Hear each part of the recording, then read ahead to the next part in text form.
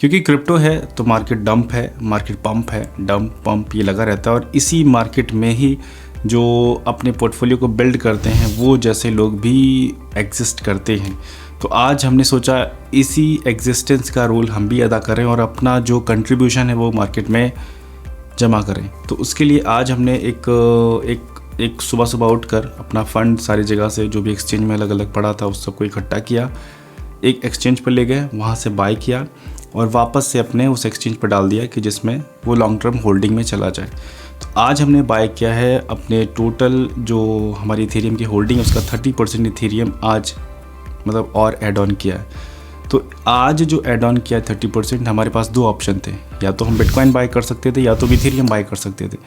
लेकिन फिर मुझे लगा कि चलो, मैंने तो उस समय अपना एनालिसिस सारा किया और सब सोल्यूशन निकाला, लेकिन ये एनालिसिस अक्सर लोगों के सामने आता है वो जब लॉन्ग टर्म होल्डिंग करना चाहते हैं, जब उनके सामने दो ऑप्शन होते तो उस समय कौन सा ऑप्शन बेस्ट रहेगा लॉन्ग टर्म के बेस्ट रिजल्ट के लिए। तो आज इस वीडियो में इसका भी आंसर मिलेगा और क्यों हमने इस बियरिश मार्केट में इथेरियम खरीदा और मार्केट इतना डंप है उसकी ऐसी की तैसी कर हमने क्यों बाय किया।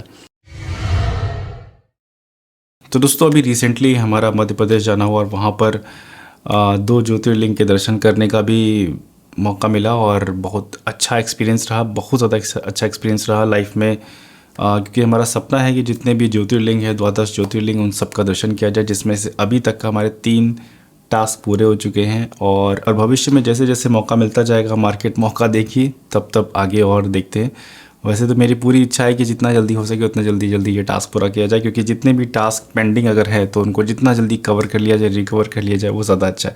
फिलहाल आज हम लोग बात करने वाले हैं इस नए टास्क की कि इथेरियम ही क्यों।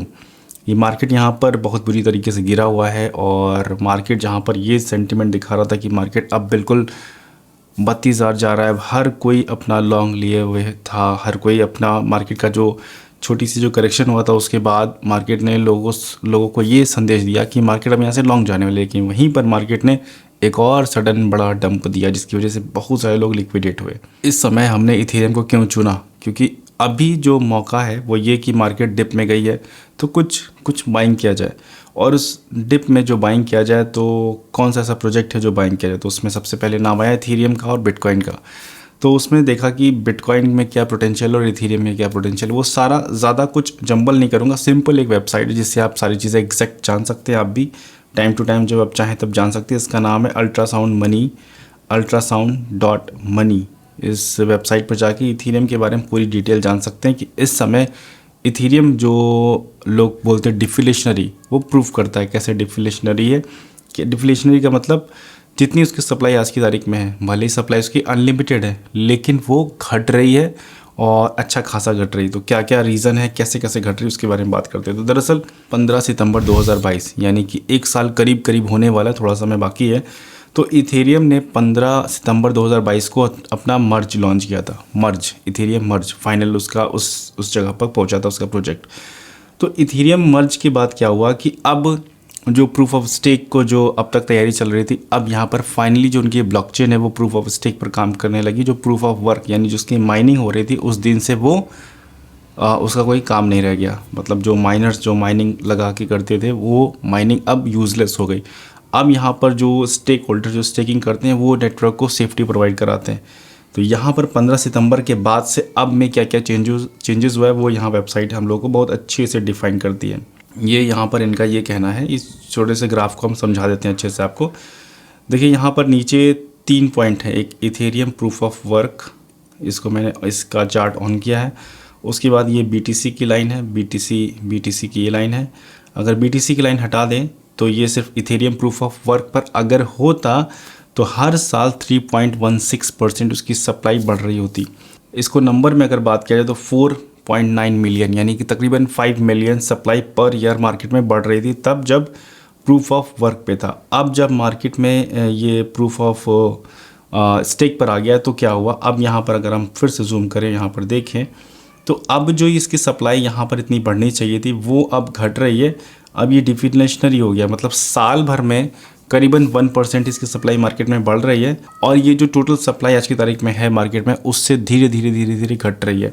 यानी जितनी मार्केट में उसकी खपत है उससे सप्लाई कम है। तो फ़ायदा क्या होगा किसी चीज़ की, जैसे हमारे शहर में टमाटर का हाल है, टमाटर की सप्लाई मार्केट में भले ही कुछ दिखाई जा रही हो, लेकिन एक्चुअल सिचुएशन ये है अभी कि टमाटर महंगे हो गए, सप्लाई पीछे से कम आ रही है। हालांकि वो कोल्ड स्टोरेज में स्टोर है, वो एक अलग सीन है, लेकिन यहाँ पर ये सीन चल रहा। तो इसी तरीके से किसी भी चीज़ की अगर सप्लाई मार्केट में कम होगी, डिमांड उतनी ही होगी या ज़्यादा बढ़ेगी, तो उसका प्राइस बढ़ेगा। तो इसी सिंपल से रूल पर हमने इथेरियम को बाय किया है।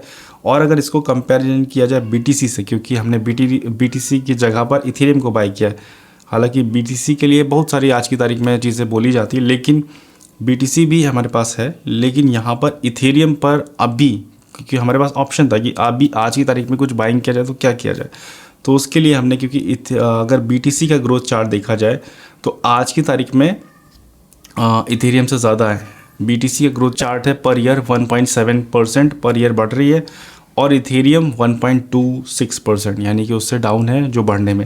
तो इसका एंड क्या होगा आज से 2, 4, 5 साल में क्या होगा, क्योंकि अभी कुछ साल ही हुए हैं इसको पूरी तरह बर्निंग को फुल फ्लैज मार्केट में आते आते। तो बर्निंग जैसे जैसे बढ़ेगी, इथेरियम के जो भी सप्लाई है मार्केट में धीरे धीरे वो घटेगी, यानी कि इथेरियम इसीलिए इसको कहते हैं डिफ्लेशनरी, यानी कि अब ये घटता हुआ जा रहा है। जितनी भी सप्लाई मार्केट में, जैसे 120 मिलियन आज की तारीख मार्केट में सर्कुलेट है, तो धीरे धीरे ये सप्लाई घट रही है। तो इस छोटे से एनालिसिस से हम ये समझ सकते हैं कि मार्केट में कौन सी चीज़ हमारे लिए बेस्ट पॉसिबल रिजल्ट लेकर आ सकती है।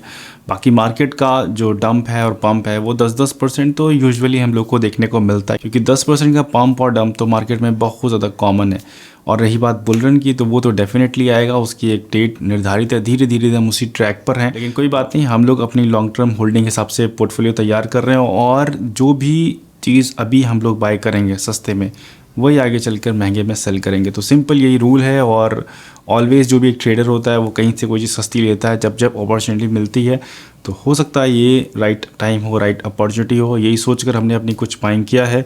और आप भी अगर चाहें, अपने हिसाब से आपको लगता है कि आप भी उस चीज़ में और इन्वॉल्व हो सकते हैं, तो हो जाइए। और वीडियो अभी तक देखने के लिए thank you so much. Video पसंद आई तो प्लीज़ वीडियो को लाइक कीजिए, चैनल को सब्सक्राइब कीजिए। मिलते हैं नेक्स्ट वीडियो में। Thank you so much video देखने के लिए।